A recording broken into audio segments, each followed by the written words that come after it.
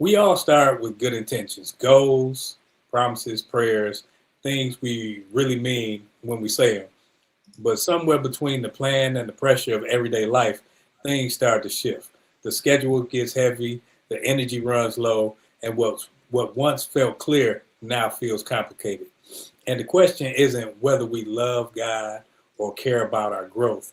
The question is, how do we stay faithful to what God placed on us and, while living in reality? The reality of bills, reality of relationship, reality of exhaustion, and unexpected detours. Because real spirituality isn't living in isolation. It's lived in traffic, at work, in family, in conversations, and in the quiet moments when no one is watching. And if we're honest, most of us aren't struggling with sin as much as we're struggling with sustainability. So today we're talking about how a person sticks to their goals while adapting to an everyday life, how faith stays firm without becoming rigid, and how discipline stays holy without becoming heavy, and how we walk with God without burning ourselves out. This isn't about perfection, it's about faithfulness in motion. So let's get into it. Let's dive right on into that first question. First question: why do we struggle to stay consistent with goals once real life happens?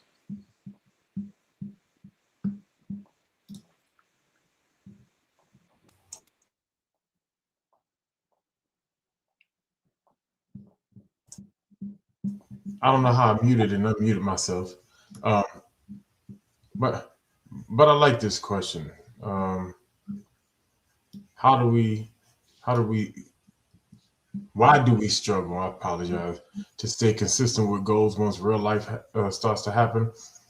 I think some, and I don't want to say it's a focus issue, but it's a focus issue, and it's because one of the things, and I'm glad you started talking about about faith, right, and about our walk, because one of the things that we should learn, the level of resiliency that we should learn in our walk, is that regardless of what's going on around us, we have to learn how to stay focused on the goal, right? How to stay focused on the mark.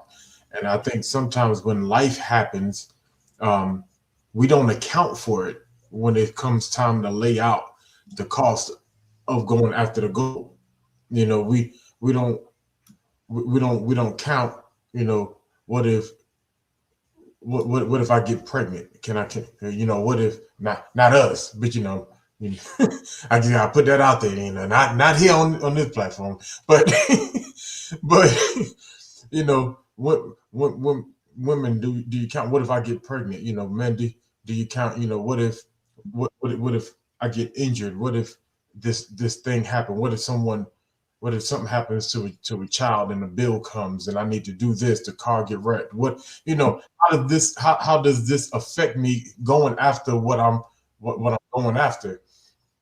And I think sometimes we tend to take a step back instead of recalculating how to continue moving forward with this, not in spite of this, but because this real life thing, this thing that came up, is a part of the journey, is a part of the mission.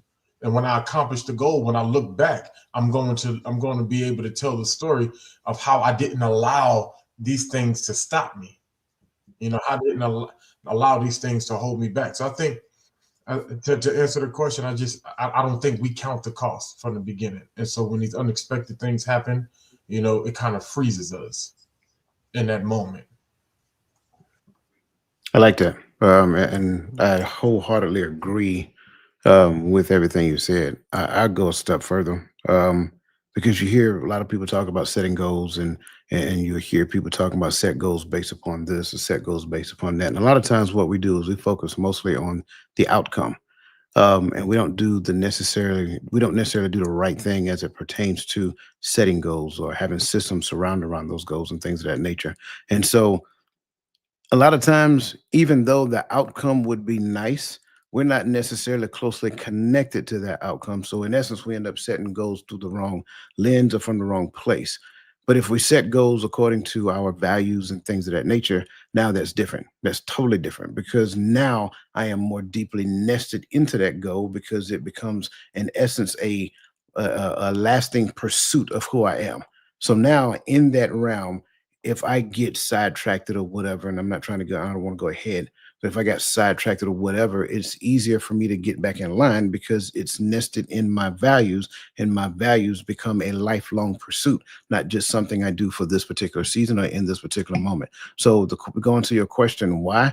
Because it's just rooted in something that's fleeting, and I have not yet made a connection to it.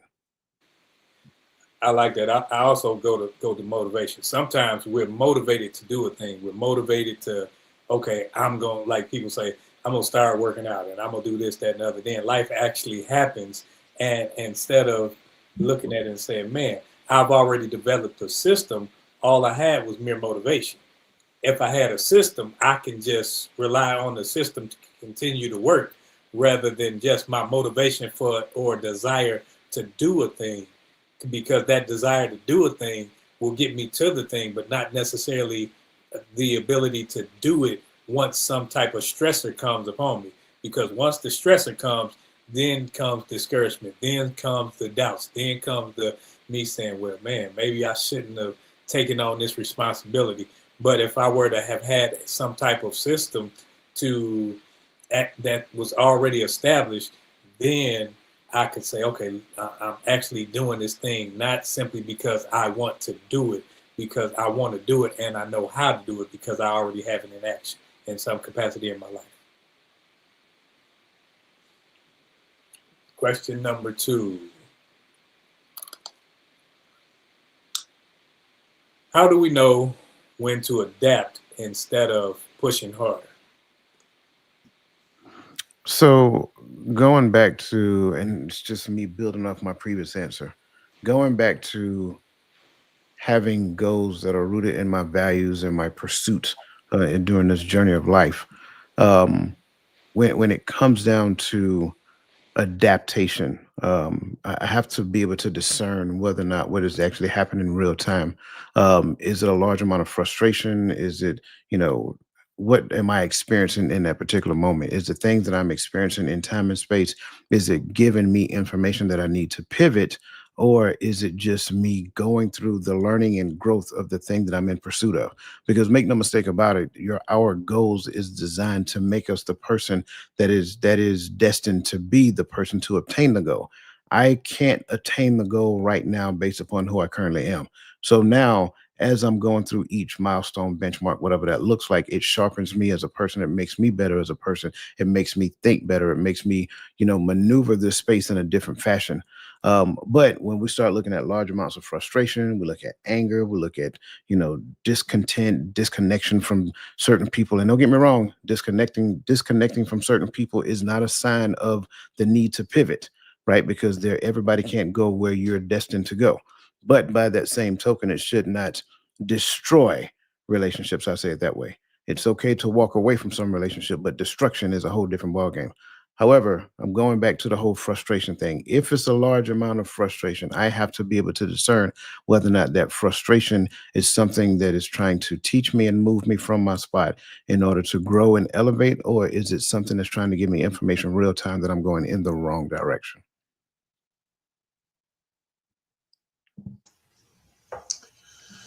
Whew. This is a good question because this one actually got me thinking. You know, because when you a go getter now, some people are just hard chargers, and so when the obstacles come up or things seem to get harder, I think the default setting sometimes is to keep pushing and to push harder. That's just default setting number one. Just wall stood up, try to run through the wall, put your head down, put on your shoulder pads, and charge forward. Um, and I think sometimes we can do that, and we can get to a point to where we like, well, I got the thing where I wanted it, but now I got to go back and do some repairing to this wall because I can't sustain where I'm at if I like this. I'm thinking about it like in my head, I'm thinking about it like I got this new house. I said I got this new house and I want to get my family moved in. I pull up the truck and we ain't got the keys and the doors are locked. All right, I got options. I can go find the key. I can go find the locksmith. That would be the pivot, right? That would be the adjusting to the condition. Or I can kick this door down. All right. But I think sometimes we get so caught up in the goal of getting into the house, we kick the door down. All right. But I think sometimes you have to ask the question: is pushing forward? Is it going to create a condition that I'm going to have to repair later, that'll cause this to become unsustainable long term, or is there another option that allows me to get back on course as if the problem no longer exists? Because if I go get a locksmith, change these locks, get new set of keys because we lost the keys and we can't get in the house, now we continue to move forward. I don't have to go back and do no extra work. I ain't got to go buy no new door. I ain't got to get the side of my, I don't have to get none of that extra work done. I can just continue to move forward. So I think those questions got to be asked. And, another question is, do I have the skill to charge through this thing? Because I might have the skill to get into this door without breaking it down. So, but what does that look like? I'll pause there because I got a feeling it's going to grow some more. Well, I think with this question, I think we need to look at when we are doing something, whether or not to push forward or to just adapt and change direction or whatever it may be. We need to look at what we're trying to accomplish. If it's producing fruit, stay where you are and push harder. But if you just keep bumping your head against the wall, or you just keep coming up with dead ends and there's no fruit, then apparently you need to change direction and rethink what you're actually trying to accomplish, whether or not this is where you need to go. Don't keep pushing harder to get through something that's not leading to anything substantial. Because sometimes we can do a thing simply because we want to do a thing, or we say, well, I said I'm going to do it. And instead of listening to reason, instead of learning the new way, or instead of looking at it and say, man, I learned a lesson right here for me to do something else.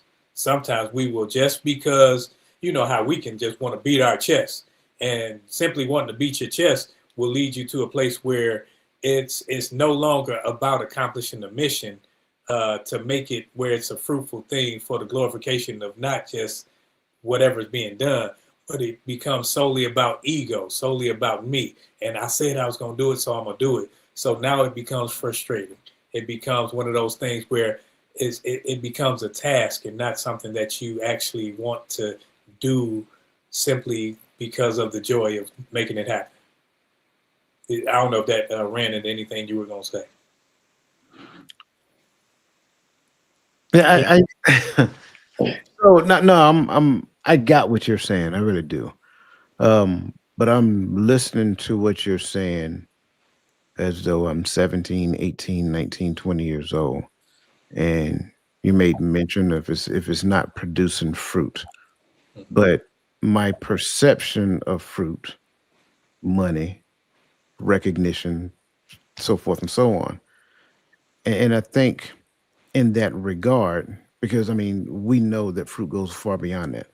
But my perception of fruit is only money, recognition, whatever that looks like, pat on the backs, being uplifted.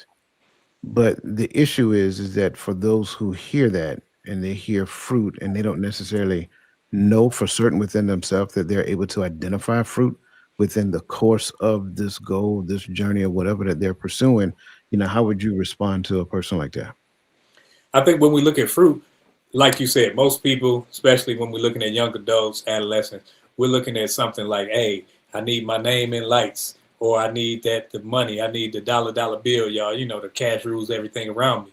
I think when you look at it from that perspective, a person can get frustrated and say, man, I got to keep doing it, because if I don't grind, grinding out my life. They listening to this music instead of saying, man, sometimes the first bump in the head can lead you to fruit because it stopped you from going further.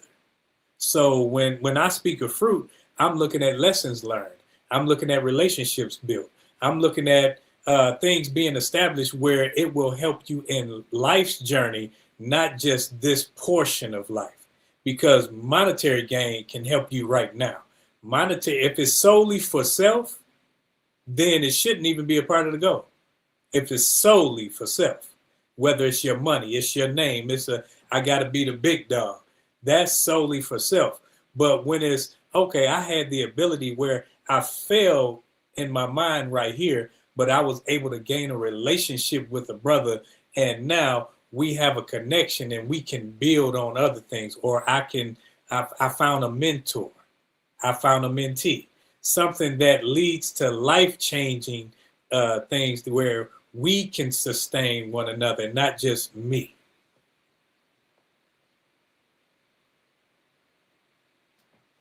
You Can you answer ask the question the way you asked it again, Coach?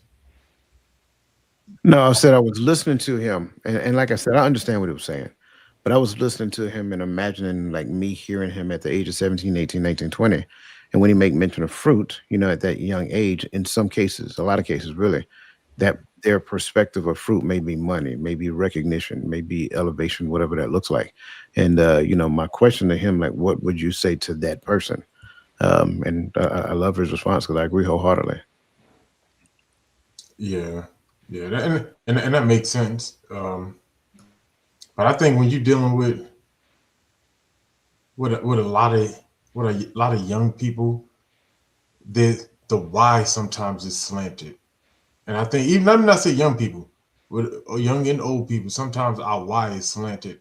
And I think that's why sometimes also we come into like mental uh roadblocks, not just outward, things of life happening. Because sometimes I get it, I get on this train of doing the thing, and my why doesn't really align with where I'm trying to go as a person, right? And so now I have to readjust my why, which can sometimes readjust not just what I'm doing, but how I'm doing, how I'm going about it.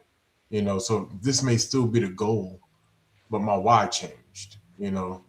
I want to I want to become an influencer because why? Because I want to make money and I want to be famous and I want my name everywhere. I'm gonna go about it one way, but when I stop and say, you know, because I want to be a vessel, I have to change my why because the person I'm trying to be is not vain.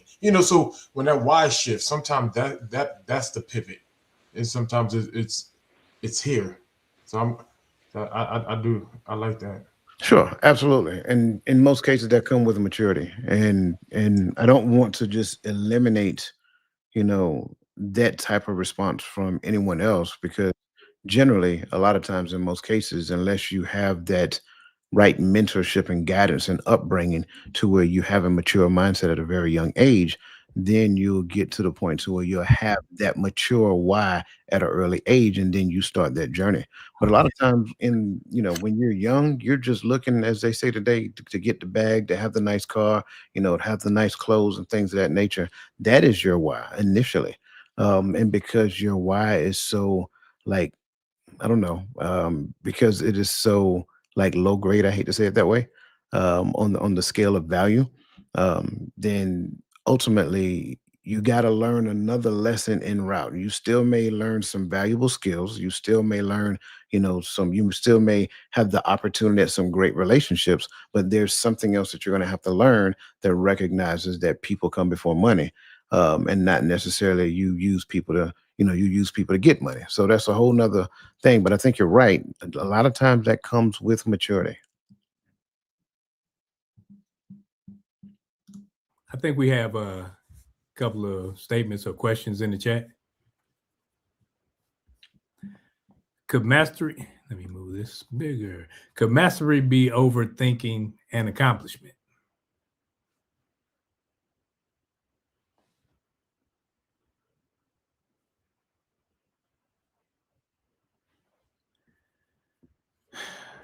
I feel for me at least, I'm in my coach moment in my head where I'm like, say more. Yeah. And that's one of when you say could, that's like it can, but it's one of those things where I want to see what she has to add to that because when you're trying to master a thing, uh, you will find yourself thinking and making sure you got to check the checker, you got to check yourself, you got to do the checks and balances. So there will be a lot of thinking and overthinking to go back and forth. So sometimes you can overthink to a point to where it's a detriment to the goal because what could have gone right now you didn't give time as coach likes to say. Like, so when my son came to me, he said, "Dad, I want to play basketball." I immediately wish I had more time often in the summer. I like, man, I need to get into the education field so I can have my summers off with my kids. You know what I mean? Like, because really, here's the thing: because you want to come from a kid who didn't grow up playing basketball, that wasn't your thing, and now you want to make the team in high school, right? How do we get there? Because some of these kids have been playing all their life, so I got to get you to at the minimum to begin to master the basics, the fundamentals. So that means I need you to bounce this ball. I need you to learn how to control this ball, and I need you to learn how to get up and down the court with this ball. I need you to make me 100 layups. I need you to make me 100 minutes. Like you have to become comfortable with this ball, and you have to become so there is it. I don't know if I call it an overthinking, but there's a level of insanity in my way of attacking mastery of this thing, right? So why was Kobe in the gym before everybody else was in the gym 2 hours 3 hours earlier than everybody else? Because I had to master it. I had to be better. I had to be able to get my shot off. I had to be able to do whatever. So I'm here and I'm putting in more time there. There's a level of insanity that goes to mastery. So I don't know if I would call that overthinking, but you got if that's the thing you're trying to master, the way I'm looking at it is you got to be obsessed with that thing. I will. I'm gonna take a different approach. I think it's just the opposite.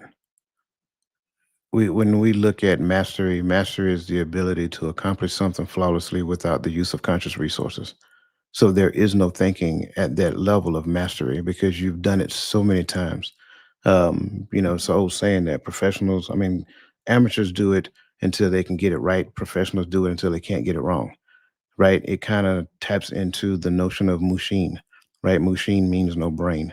So at the end of the day, when we look at mastery, whether we're talking task mastery, skill mastery, whatever that looks like, it is the ability to consciously do, it is the ability to do a thing over and over and over again, achieving a higher level of success without the use of conscious resources. So does that involve, does that, and I go back to a question because I don't want to mess it up. Could mastery be overthinking an accomplishment? No, there is no thinking when it comes down to when it comes down to executing a task flawlessly without conscious resources. Now, when you look at the accomplishment alone, can a person actually over embellish their accomplishment by thinking too highly of it? Absolutely, but I don't think that has anything to do with mastery. I think that has more to do with arrogance. I definitely agree because I think someone else put in the comment, and I don't want to mess it up, but somewhere along the sorts of thinking that we have achieved when we haven't really done anything at all, and I think that that's what that was alluring to, right? We, um, because I think we do get to that point to where we we boast before we've actually accomplished, right? Because I get too high because I do get that you want to celebrate the small wins on the way to the goal, but I think sometimes you can get too high in the small wins and thinking that that's the accomplishment of the goal and forgetting like, hey, there's something else to achieve here, you know, like Yeah, and I know I keep going back to sports, right? I was in my New York Knicks group on social media, and everybody in the group were acting like we won the championship when we won the end season tournament. I was like, that's good. It's good to see that we at this point we playing at a higher level than everybody else. But there's a goal at the end of the season that's beyond this goal. So we get so caught up in this little win, and we think we've become. And I love that the Knicks organization said we're not going to raise a banner because we got a goal at the end of the season. I don't want to get too high on this goal that I forget, because it can become arrogancy, and then arrogancy can create complacency.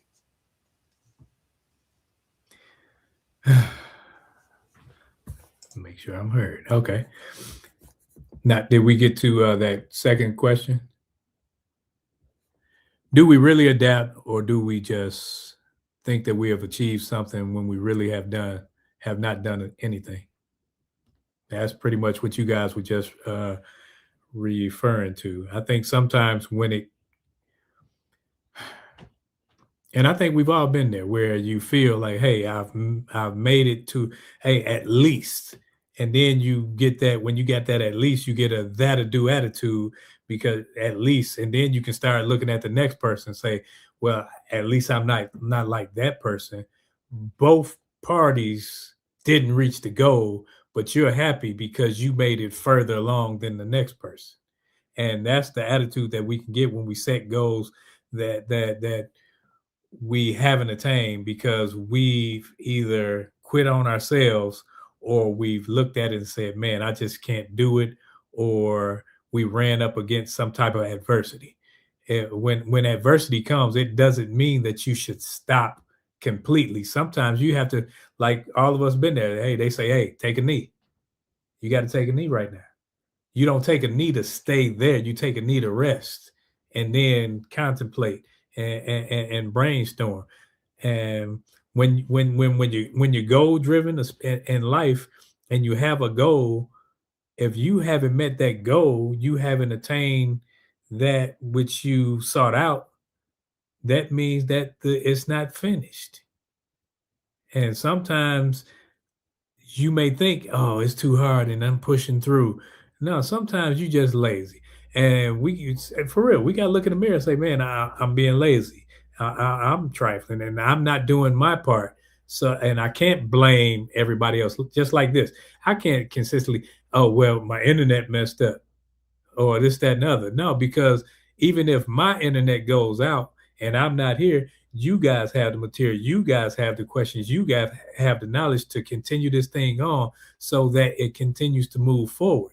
So, that old saying, one monkey don't stop no show. We don't have any monkeys up here, but we have individuals that are intelligent enough to make sure this thing goes without one person being there, without two people. If it's just me and coach, if it's just you two, hey, the train still moves.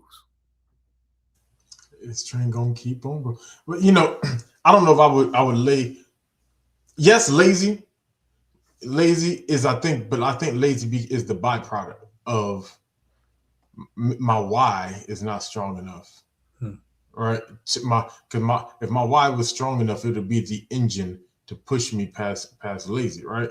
And what I mean by that is, like, my why does not out supersede my level of comfort right now, right?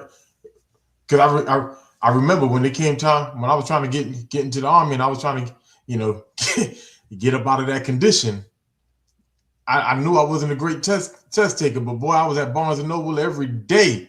I ain't never been in a Barnes and Noble in my life, but they had the ASVAB test thing, and I was in there making copies of it, because I wasn't buying the book. Making copies of the practice test, making highlights. I was, I was putting in so. I've never studied in my life, nor after, like that ever again. But my why was stronger than my condition. My comfort level didn't supersede my why. So the why caused me to push so that I can get to that goal, which was, hey, I needed to achieve certain scores. I wanted to get certain jobs. I wanted to do so. I went after it. And when I went to take that ASVAB, got a 108, went back, got a 111 again, and it didn't do nothing with that 111. But still, it was just a goal. My comfort level wasn't great. So I think sometimes we're in a place where it's like, I want to achieve this thing, but if I don't, I'm good. And that second part of that statement is what causes the laziness. I think the laziness becomes a byproduct. So for everybody who don't know what the ASVAB is, that's the test you got to take prior to going to military. You know, my brother like to use acronyms up there, and we do understand everybody don't know what that means. But to this question, I think two things can be true at the same time. I believe wholeheartedly that there are circumstances, and we see it all the time, to where adapting is necessary. And you ultimately adapt to maintain the status quo because something in the environment has changed that made you adapt. So there is no change in your life, there is no change in your circumstance, but you had to make a small adaptation, so a small change. I say it that way. You had to make a small change to your day-to-day outcome just so that you can maintain. But then I also believe on the other hand, you have those who are, you know, intentional about growing, intentional about achieving higher, elevation. And because of the things that they're encountering along the way, they're having to make any small, they have to make micro adjustments along the way, whether the micro adjustment is to their interpretation of what their goal is, or whether the micro adjustment is based upon how they want to do the thing. But one way or the other, they have to make an adjustment in order to continue to move forward. So that's why I say when I look at this question, I get it, but I think two things can be true at the same time. I think that there are situations where people make small adaptations and there is no change, nothing was accomplished. But then I also believe that there are circumstances where you adapt for the sake of a greater change that you have been working towards. Definitely, definitely. And I think, Gaddy, you're kind of leading into where I'm thinking into the next question, because I think sometimes, especially if I'm a younger person, because I've dealt with trying to be a young entrepreneur and looking at how they always ask you, well, what's your why? And it always comes back when I was younger to money. Like money gonna solve all my problems. If I get this money, I can get mama out the hood. If I get this money, I ain't worried about this car being broken. If I get this money, the kids will have what they want. So let's ride right over to question number 3. Can discipline be spiritual without becoming legalistic?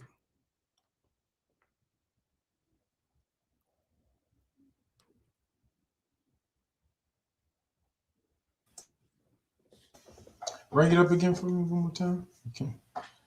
Without becoming legalistic. I tread carefully around that word, uh, because everybody has a different marker of where legalistic starts, right? And so I think whenever we you, use labels like that, it it depends on where you lay your marker. Like, oh no, that's when it becomes legalistic. Um, but discipline is spiritual, period, right? The whole concept of walking with Him and is becoming more like Him, which means I have to become less like the world, which is discipline. Because I didn't come to the Father overnight. I've adapted some things of the world in my daily living. There's some habits I picked up. There's some statements I make. There's some foods that I eat. Some things that I've done that I've taken from the world. And so now that I'm coming into this walk, shedding these things is a part of the discipline. When He begins to make you over and change your desires, right? Can you drop the desire to stick with what you're used to? Because I think sometimes and that's that comfort we talk about, right? Can we get ready to be uncomfortable? Because that's when the change. That's when the change happens. Like I have to become uncomfortable with the things that I'm used to doing, so that I can begin to put on the things of the spirit.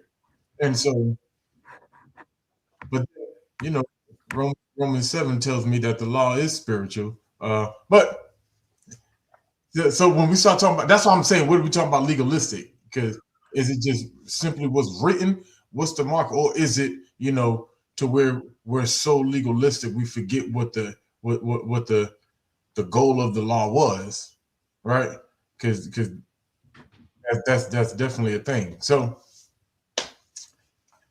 I'm a yield because I can ramble on this one. I think I love what you're saying there because you're right. I think the confusion behind this is that when people see the term legalistic, it's an automatic shutdown. It's an automatic turn off. It's like, oh no, that's just wrong, wrong, wrong, wrong, wrong. I don't think the term legal and spiritual is separate for starters, right? And when I say legal, I mean I'm referring specifically to law. You cannot say that spirit and the law is separate. There is this thing that the Bible references, the letter of the law and the spirit of the law, understanding the difference between the two. So I will sum it up by saying it like this. If my desired outcome is compliance, then I think we're in the wrong arena. If my desired outcome is transformation, then I think now we're seeing where it meshes, right? Again, if compliance is the goal, that's legalism. If transformation is the goal, the spirit of the law, that is the goal from what it is, what we should be looking forward to. So now that makes me, because I remember this phrase and you guys heard it, you can't be so, what is it? You can't be so heavenly minded that you're no earthly good. And I think it's very interesting when I hear that, because at the end of the day, if you pay close attention to what the Bible tells you, the more heavenly minded you are, the more earthly good you are. That's really what the truth is. So we'll mix things up and we'll say certain things because it sounds really good, but at the end of the day, the idea of that the law, like Gaddy said, the law itself is spiritual, but the issue is that I'm carnal. So I need the transformation that happens within me so that the spirit makes it possible for me to be able to keep the law. That's how it works. So when we look at this whole notion of, separate the two because one is wrong and one is right. No, both of them is right. You just have to reconcile in your mind where you cause the divide, because that's always the issue. I'm glad you took it further, because I was, because that's where I was standing at. Like, so what? Because if we're just talking pure definition, that's exactly where I was standing. Like the law is spiritual. So, but are we talking about that we're so? Because I think we get to the point to where we're looking at how the Pharisees were. To where it was no longer the law. You were saying what the law said, but what you were doing was not what the law intended. We were outside of what, like what you said, we were outside of what the spirit of the law was. And so now if that becomes legalism, that's legalistic, because you made the law seem like it was so harsh that I couldn't hold that yoke upon my neck, when he said his yoke is easy. See, I love where both of you guys went, because I think that being legalistic is fear driven. If I don't do this, or if I do this, like when I was growing up, because I was doing crazy things, my grandmother, she straight up tell me, you going to hell. Like, God, dog. So if I'm already going in my mind, I'm like, I might well go with a bang, So I think when it's legalistic, it's fear maintains it. Well, you better not do this. You can't do this. When people talk about what you can't do more than what you can do, it's because they're trying to push them and how they see things on you versus how you should, because there should be a growth and a maturation process.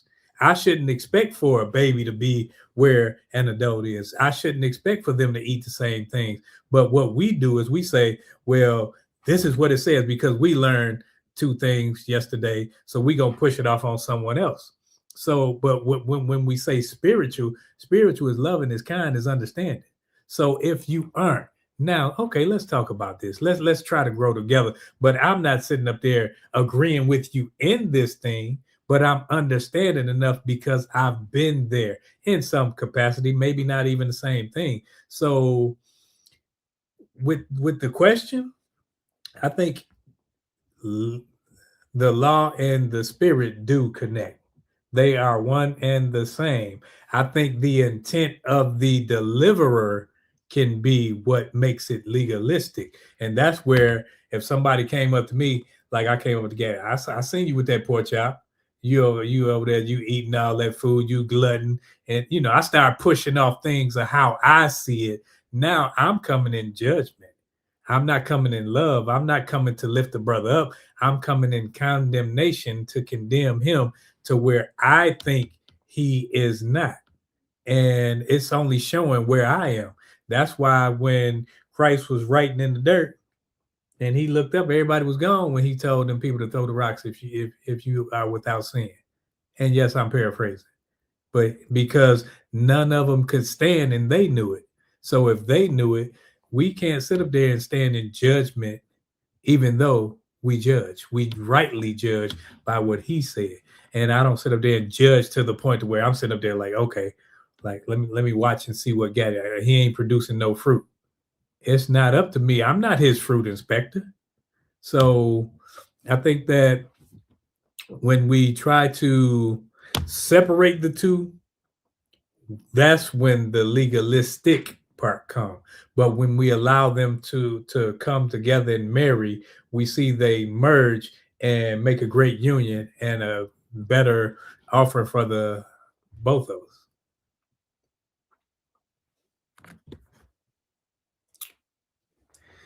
And next, how do we integrate spiritual goals into everyday routines instead of treating them like extras? I mean, I hate to be that guy, but just do it.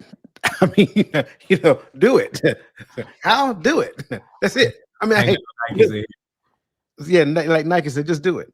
I mean, make it a part of your calendar. Make it like alert. Set alarms. Do whatever it is you got to do until it becomes a habit. I think that's the thing. I think what we're talking about is habit formation at this point. There are some people that say it takes 21 days to form a habit. It's some people that say it takes 66 days to form a habit. I don't really care how many days it takes to form a habit. Just form the doggone habit. Be intentional about doing it. Prayer in the morning is essential. Prayer throughout the day is essential. Prayer in the evening is essential. If you need a reminder to remind you to pray, do that. Make phone calls, talk to people about spiritual conversations. Don't get on the phone gossiping. Don't do all this other extra stuff that you know that'll knock you off your square. Be intentional about those things. Prayer, fasting, having spiritual conversations, being around people who are intentional about their walk, being in the right relationships with the right people. Like those things are intentional. Like it's easy to get caught up in the social media world and you just want to, I'm just going to go over here and see what they're talking about today. And next thing you know, you get caught up on this and you get caught up on that. And now they're talking about this. And you got this going on and this person being sued because they did this thing and all this. It's too much. You got way too many distractors going on in your life. Eliminate the distractors. Be intentional about what it is that you're trying to do. Form a new habit to do the thing. Put yourself around people so that they can actually help you grow in that direction. Oh, you said a mouthful there, Coach. But you right where I was heading at with it. Like attack it like you attack your carnal goals, right? When you plan to start that business, when you plan to meet that fitness goal, when you plan to get that promotion, when you plan to for that education, it becomes a part of your daily routine because you make it a part of your everyday routine. You you do it so much. You do everything that Coach just said.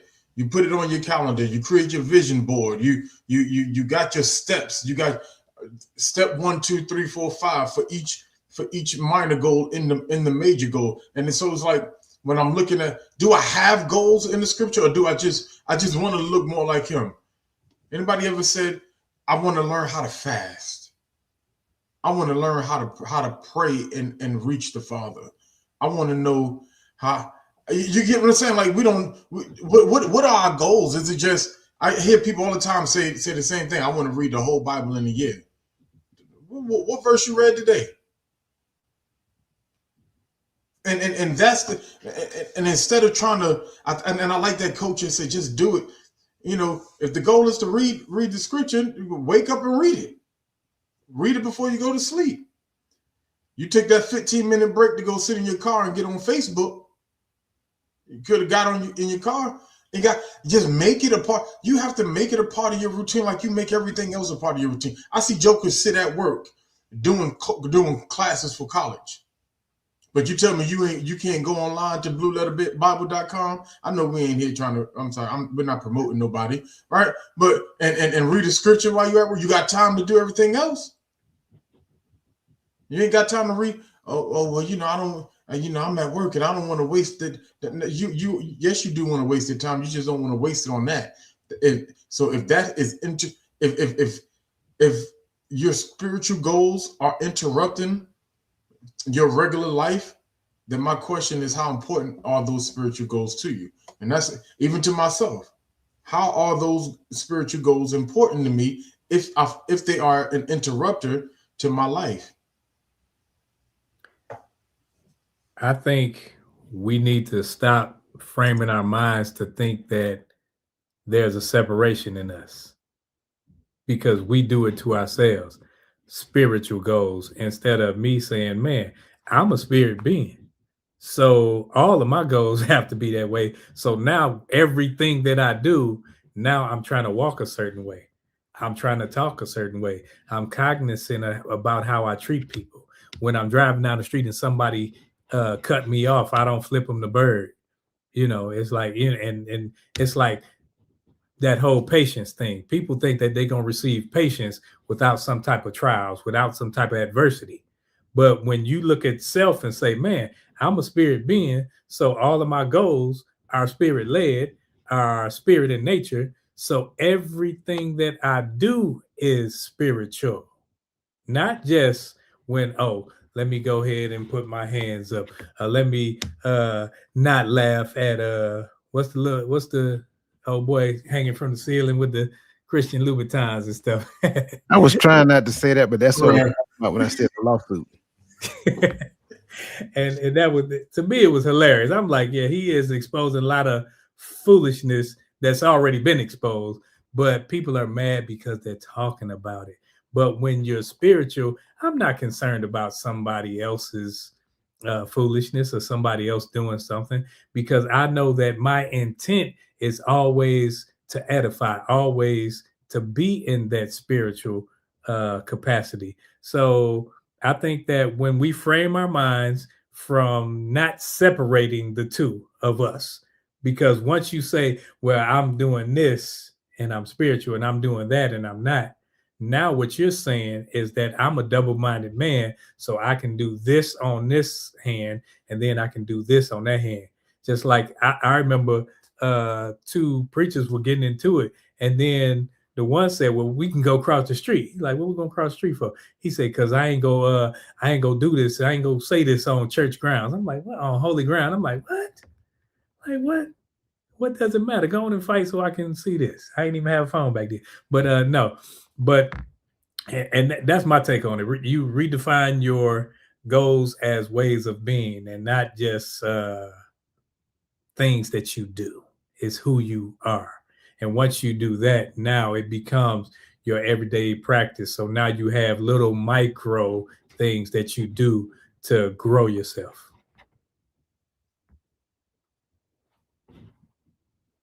Okay, see, boy, I know I'm on it now. I got both of them like, yeah, see, I've been gone. I've been missing you, brothers. You see, I was gonna ask a question, but I'm like, nope. I was Man, gonna ask the question, man. You know I'll be waiting on it.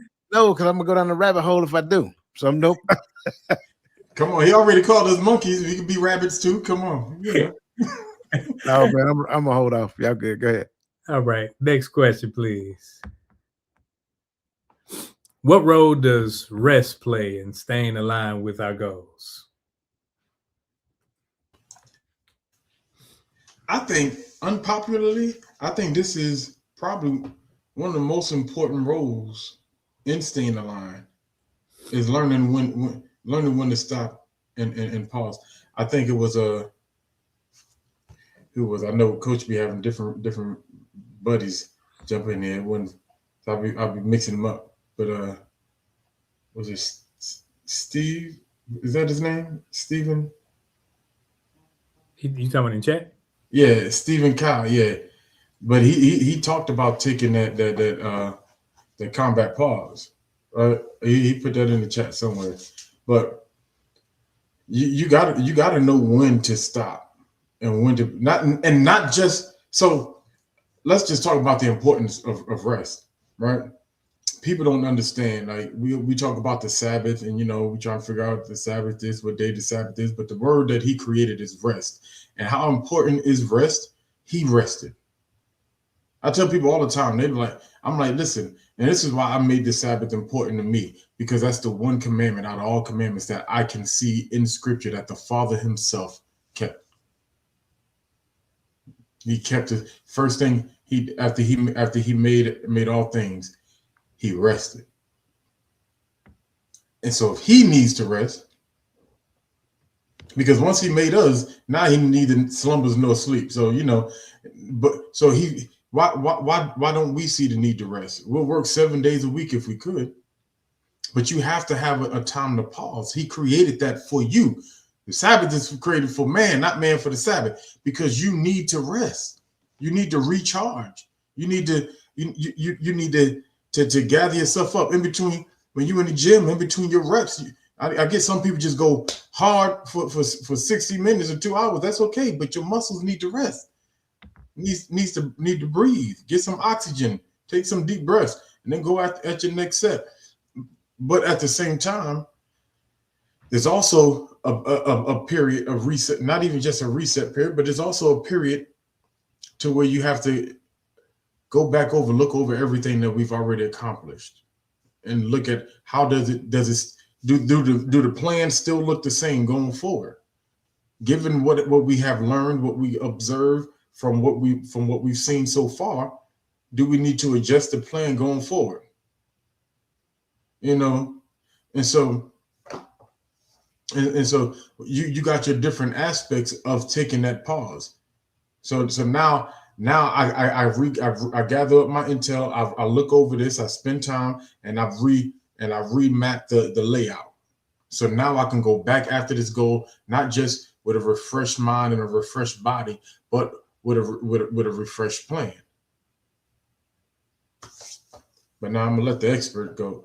I'm gonna let you go. I'm gonna sit down. Oh, no, I'm no expert here, bro. Not on rest.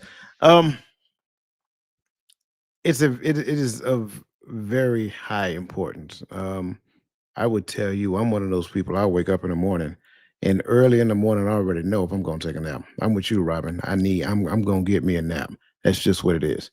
I think a lot of times we feel like we're doing something wrong if we take a nap in the daytime. Take a nap. Take a midday nap, doggone it. Tomorrow, if you ain't got nothing else going on, you sitting home, be intentional. Take a nap.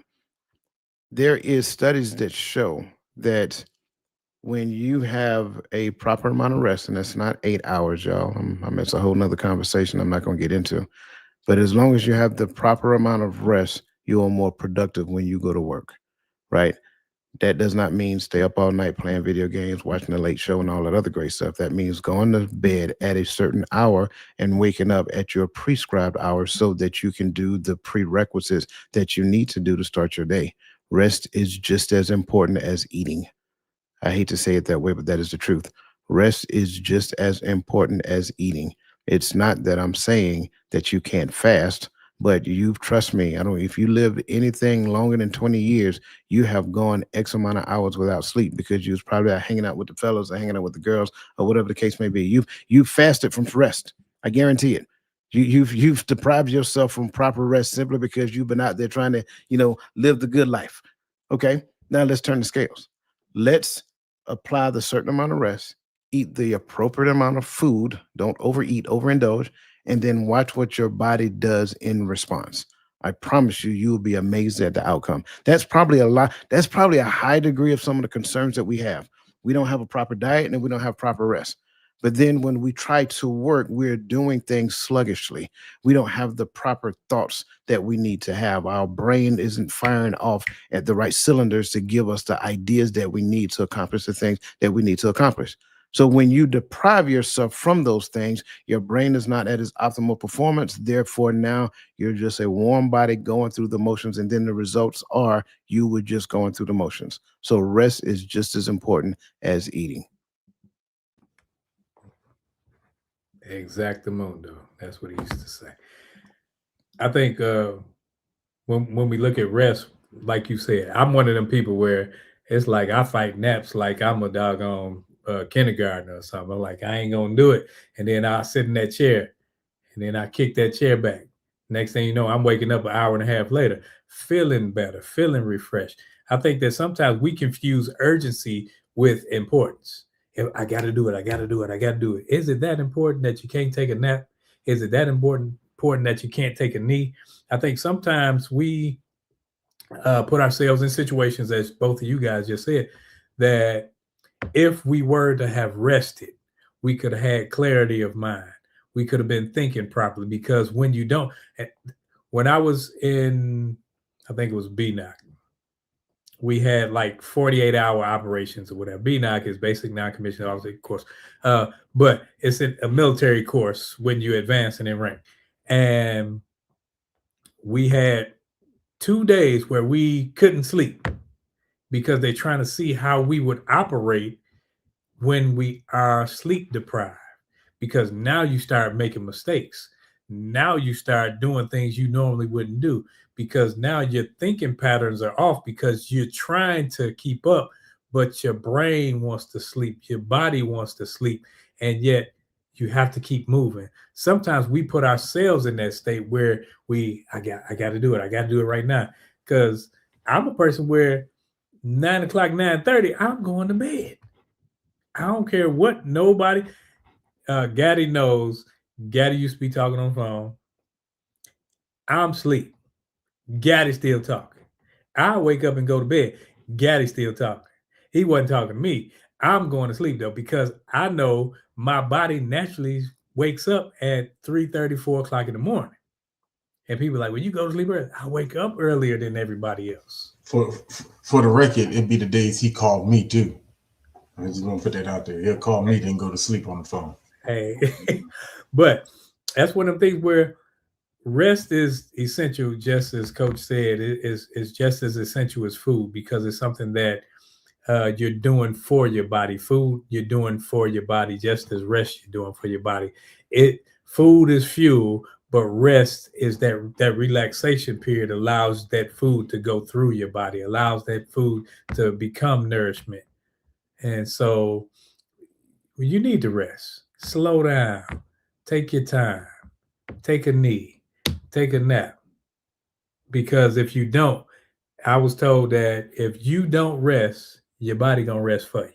So sometimes you'll be doing something, and I don't know about you, but we've all been in a situation where we were driving and we woke up like, man, how did I get home? And sometimes, and I'm not talking because of any type of inebriation, I'm talking because of sleep.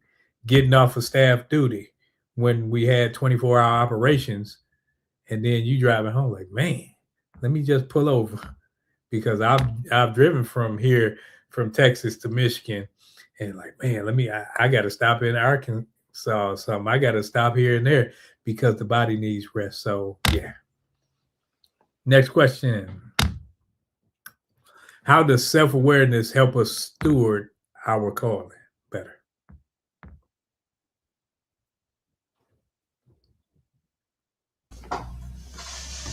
I jump on this one, man.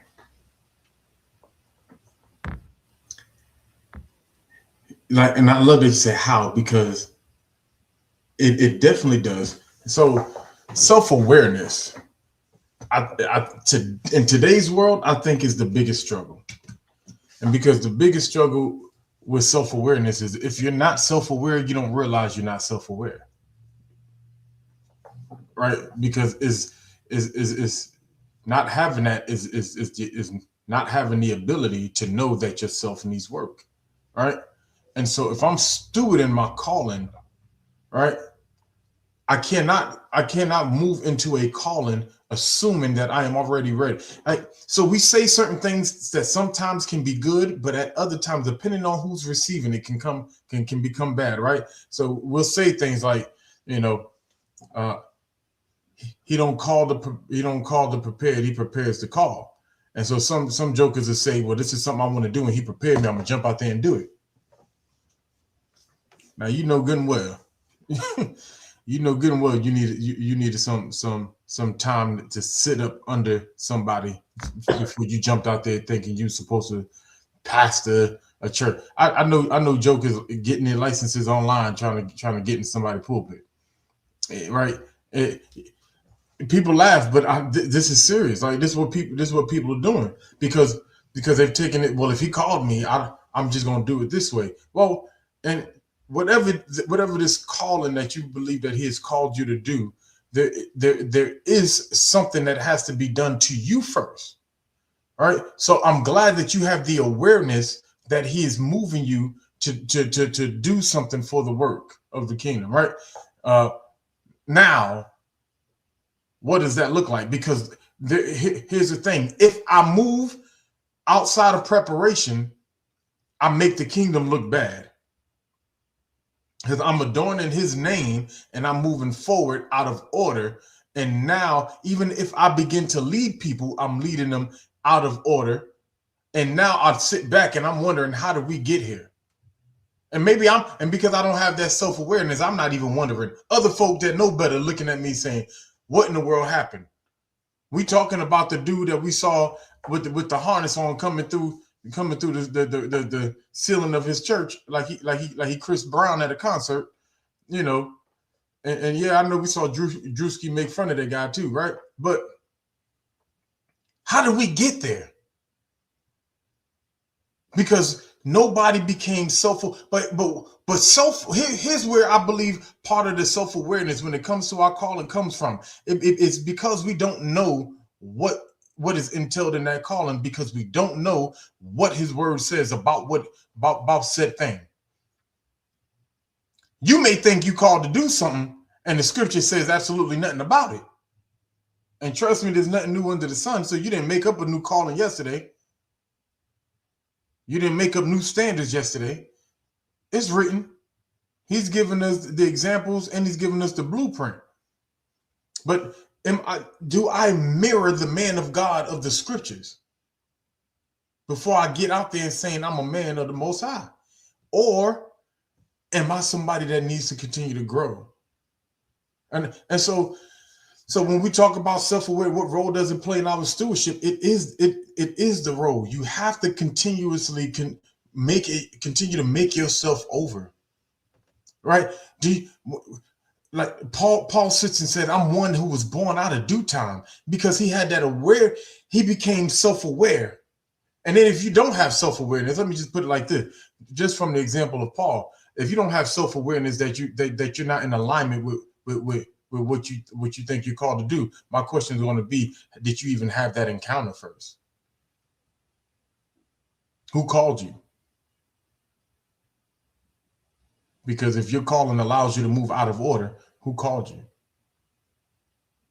I'll leave that right there. It is very hard to be self-aware when you're self-absorbed. I'll start there.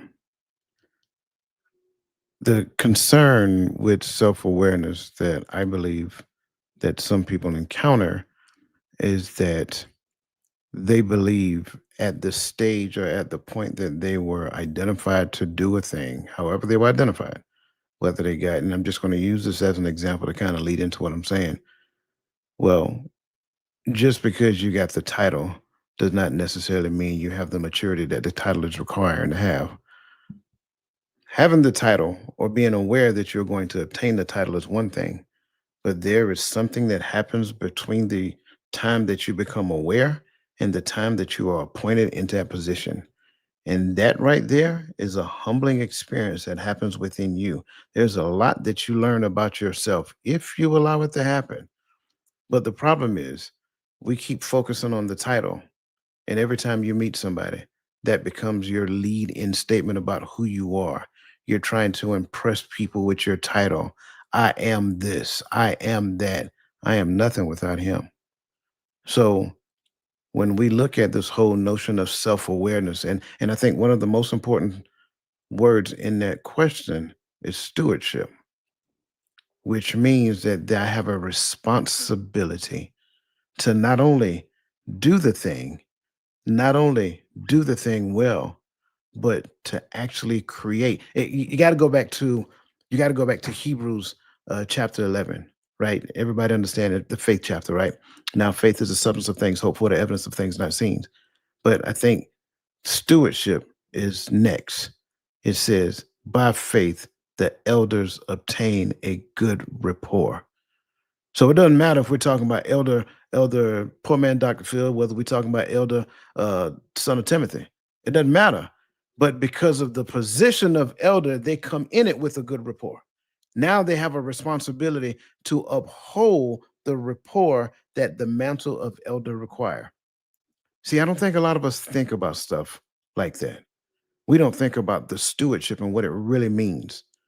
We don't think about what our own personal responsibility is in this relationship that I have with the Most High for the thing that He put me in charge of doing within my own little realm that He gave me. That's a responsibility. That is the identification of a relationship. And I think too many times we have this entitlement when it comes to relationship. And we'll talk more about relationship tomorrow morning, right? But we have this entitlement because I've obtained the relationship. Now there's nothing left for me to do. I'm here now. I've arrived. All hail me. No.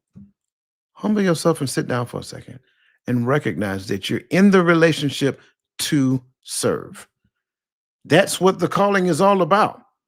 I don't care what the title comes along with it. The calling is all about you serving. You can be pastor, deacon, elder, evangelist, whatever other type. It's all service. You are called to serve the saints and to find the ones who are thirsting for Him to actually move them out of the world into the kingdom. But here's the deal. For each and every individual, we all have to be aware of self. And I cannot be aware of self if I'm so in tune and absorbed with self that I can't even see the things within me that you are telling me. And then I automatically reject it when you say, hey, brother D, can I holler at you real quick? No, man, I'm busy. I got to go, I got to go do this right here. But I just need to talk to you real quick. Okay, what's going on? Man, you might want to look at, man, you know what you're talking about. When you get here, you let me know. What? Come on, y'all laughing because y'all heard it before. I'm just saying that's some of the stuff that you hear. It is mind numbing. So I hope Roland can talk because he looks stuck. But that's what that's what I'm gonna land right there, man. You can't be self-aware when you're self-absorbed. And I love where you went. And when you were talking, I was thinking about David. I was like, David was king when he was Jesse's boy, but he had to grow. He was still king. He had to grow and go through some things, and so that he can learn, hey, it ain't about me. And sometimes, and we all, sometimes we all got to go through that learning phase where it's not about me because, sometimes we can think, I'm in the gym every day. I'm doing this and I'm living this. And so now it starts to be, as Coach was just saying, that self-aware phase. I think that being self-aware allows me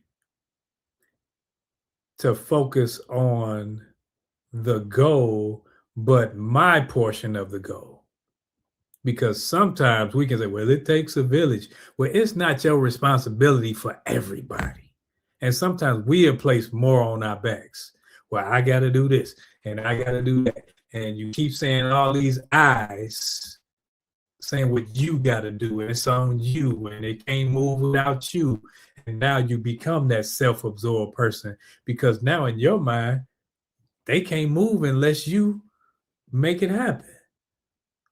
So we have to get to that point to where we look at it like our calling doesn't equate our capacity, because our capacity is limited. And if I'm depending on me, I never sit up there and say, "Dang, let me sit down and say, hey, coach, I need pray for me." Simple things. We won't even go there. Only that, hey, I need $100, coach. We'll go there. But when it comes to the things that matter, the things that's gonna help build me from inside out, I ain't calling coach. He got too much going on. So now it's all about me again, because I don't want to look weak. I don't want to look the part. And as coach broke it down, we're talking stewardship of this thing. That means I have a responsibility to manage it. It's not mine. I'm managing it. So I'm managing my time. I'm managing my efforts. I'm managing my study. I'm managing these things all for him. But I look at like, I ain't got time for that. I got to do this and I got to do that. So now when I step back and I say, okay, I'm self-aware, which helps me discern, or I'm thinking about the calling and I focus on that. So now it's all about the calling. When I look at calling, when you see, what's his name, Drewski, he talked about people who so-called walk in calling, not self-aware. Because when you're self-aware, I'm not going to tell stories and say he called and told me in a dream that it's 15 people down here that will go give me $70,000 and you got to get it in 15 minutes. He's not going to do those lies. And then I'm going to get mad when people expose my lie. So it's like, come on, what do we do? Do we deal with charlatans or do we deal with truth? So when we're looking at being self-aware says, okay, bro, you got some things to work on. It's easy for me to look at everybody else and say, look at them. They ain't doing it right. Look at this church. Look at that church. Look at that. Look at how they're doing it. And once I start doing that, I'm not looking at self. I'm looking at everything but self. And it leads me to the point to where I'm about to fall, because me not looking at self allows me to lift self up. And so now I become prideful. And when you become prideful, full of pride, that's when yours is coming. And I don't know. If I may, real quick, because it's real short, because I love the word stewardship, because when I talk to captains and lieutenants about it every cycle, like we spend a great deal of time on that. And I think something that we have to understand, like there is an apprenticeship phase, and then there is a, finally you've graduated, matured, and now you would be kind of like the master of said thing, per se, in so many terms, right? The apprenticeship phase is where you learned under somebody else on how to do the thing that you're supposed to be doing. Go look at Elijah and Elisha, right? You're learning under that person. But then when you move into it, you're still probably going to bring some of those things with you. But then that's when you grow into your own. That's why I am always, I'm always against when people say, well, do it your own way. No, you can't do it your own way. You have to learn the way to do it first. Then you can do it, right? But you have to learn the way. I say it again, you have to learn the way. Stewardship is all about making a thing better than what you found it. So now, just using the example of Elijah and Elisha, Elisha had a responsibility of elevating what Elijah taught him when he was in his apprenticeship phase. That's how stewardship is. So whoever you learn under, regardless of what that looks like, sure, at a later time, you can elevate it once you get into it. But your responsibility in that apprenticeship is to learn, ask questions, right? Then when you get out on your own, now the question that you ask to, you can call back and get wise counsel. You can pray and ask the Most High. And between the, you should be getting the same, flow. And then now you get the elevator. So that's what stewardship is all about. We think stewardship is all about just continuing. No, it's not continuing the work. It's elevating the work. I love that you said it, because it invites humility and teachability. That's simply it in a nutshell. Because when I'm humble enough to say, hey, I ain't got to, Gary always joke with us about our age difference and everything. But There's some things that Gaddy could teach me. So if I'm too humble, I gotta be, hey, well, I'm my age and he's his age. What he gonna teach me? He can teach you something if he's living out what he's talking about. So it's not an age thing, it's a discipline thing. It's a if he's stewarding what he needs, then I gotta sit up and say, okay, can I receive correction without me crumbling, without me falling short, saying, man, well, forget it then. If I'm gonna say forget it, then I was never in it in the first place. If correction come, when correction come, it doesn't matter high or low. It's correction. It's not, well, you can't tell me nothing. No, he can tell me something. So when we're looking at the stewardship part, when we're looking at the self-absorbed, I have to be self-aware so that I can look in the mirror and say, am I doing it right? Or if I'm not doing it right, how can I do it better? Who can I place in my life to help me get to where we are trying to go? Not because it's not me on the road by myself. I'm in a race by myself, but I'm on a road with others that are in this race by themselves with me, if that makes sense. Go ahead, yeah. Yeah, and I'm glad you kind of we went towards the end of that, because that's what self-awareness does for me. It allows me to see where I need to grow. I think the reason why we don't, I'm gonna look at you and I'm gonna see the carnal things that makes me look better and determine whether or not I can take advice from you. You know what I mean? Your beard might naturally grow the way it grows, right? But because I want a good healthy beard, I'm like, I'm not gonna go to Coach. I'm gonna go to Ro. But how do I know Coach didn't have the bald spots like I do back in the day, and fixed it? And Roland's his just always grew like that, right? But that's a part of my self-absorbedness, right? Because I want my head looking like that. I'm going to him. That brother didn't do nothing for that, right? Like, and I'm not saying he didn't. I'm just saying, but that brother didn't do nothing for that. His grew like that. I had to work to get my little scrubble, right? And so, but when I know what I need and I know what I need to do to grow, when I've actually taken inventory of my own walk and my own life, then I know where I can get my lesson from.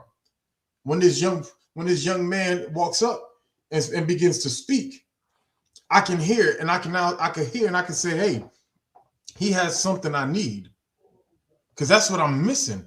It's exactly what he mastered. Let me go over here and talk to him.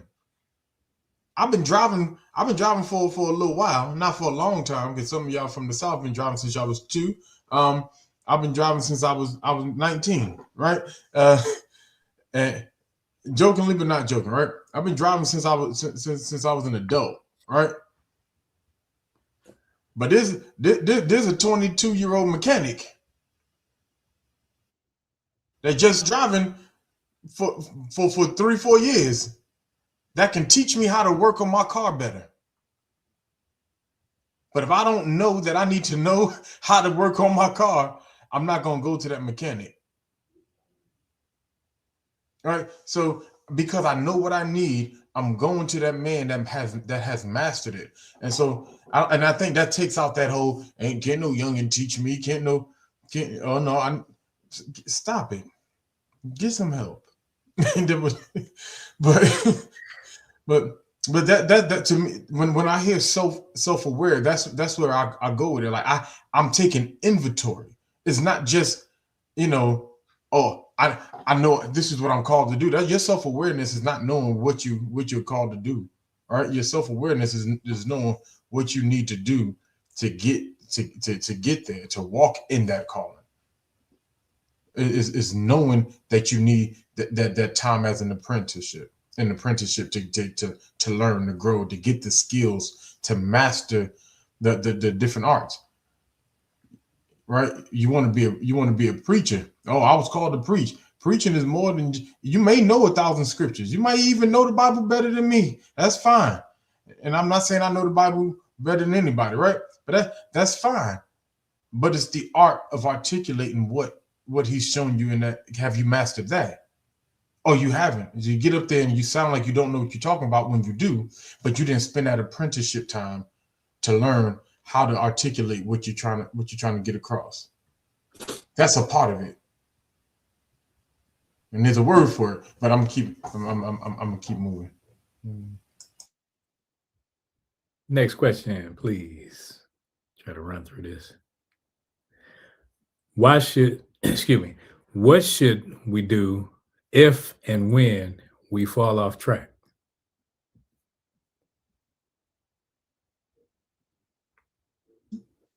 Get back on track. Look, man, I'm not trying to be funny. I knew it. I can't listen. I wish this was a written test. I passed this one here all day long. I'm not trying to be funny. Get back on track. It's not if, it's when.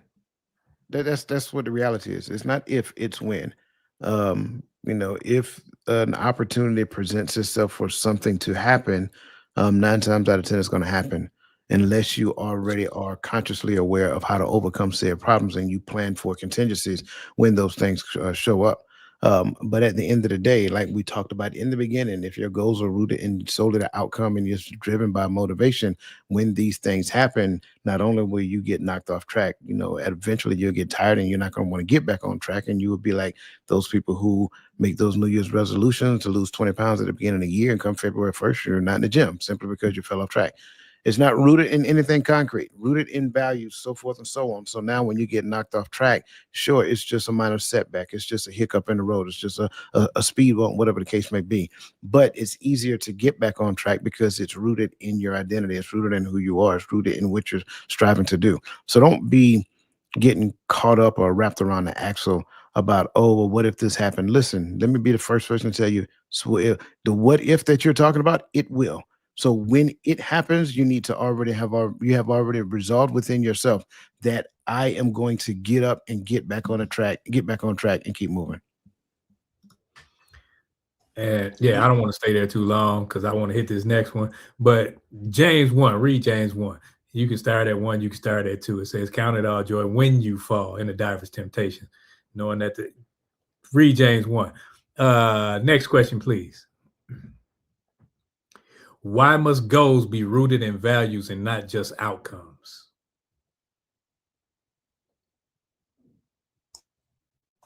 If they're not aligned with your values, you're gonna eventually jump off track, right? You're not going to.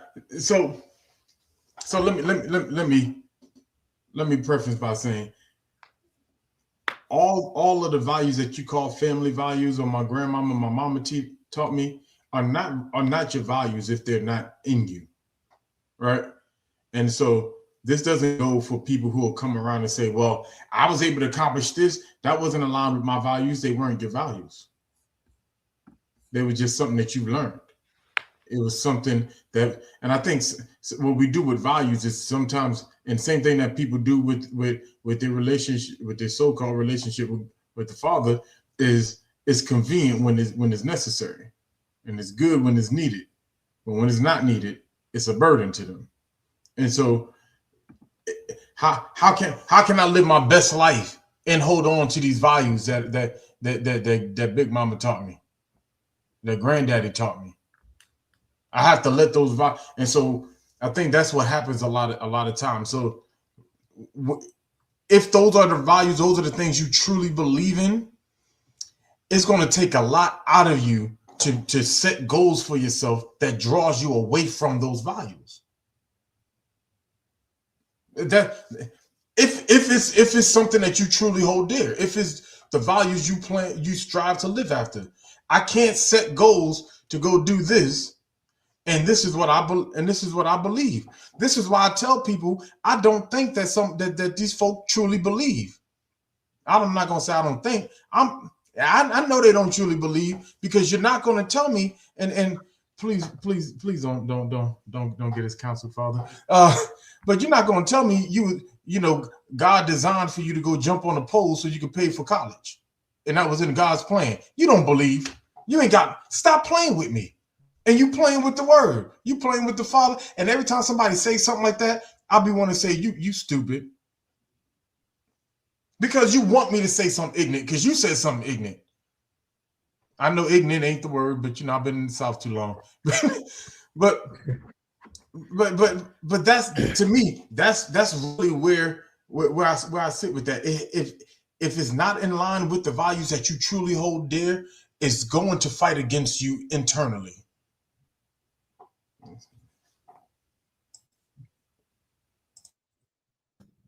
Yep, I agree.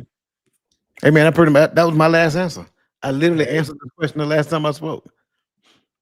And I'm satisfied with that, because it is what it is. That's one of those where it's like, I know we say common sense ain't common, but it's like when you're striving for something, things of like mind and things where that's common to this, it is what it is. You don't you don't have to, as they say, beat a dead horse with something, because you know, and you know how to move, especially when we talk values, when we talking sustainability, when we talking being self-aware. Those things that when you look in the mirror and you say, okay, am I right? Am I wrong? I don't know if I'm going in, because I'm on my screen, keep doing some funny stuff. Yeah, it sounds like Empire Strikes Back right now. You sound like I'm trying to keep my composure, but Coach face, man. I don't have a poker face, man. I'm sorry. That's what I was looking at. I'm looking at Coach like then he would go in and out. He like, my bad. You still there? I think we lost him for a moment. All right, I tell you what, let's do this. That being said, this brings us to our bittersweet moment. Our final thoughts.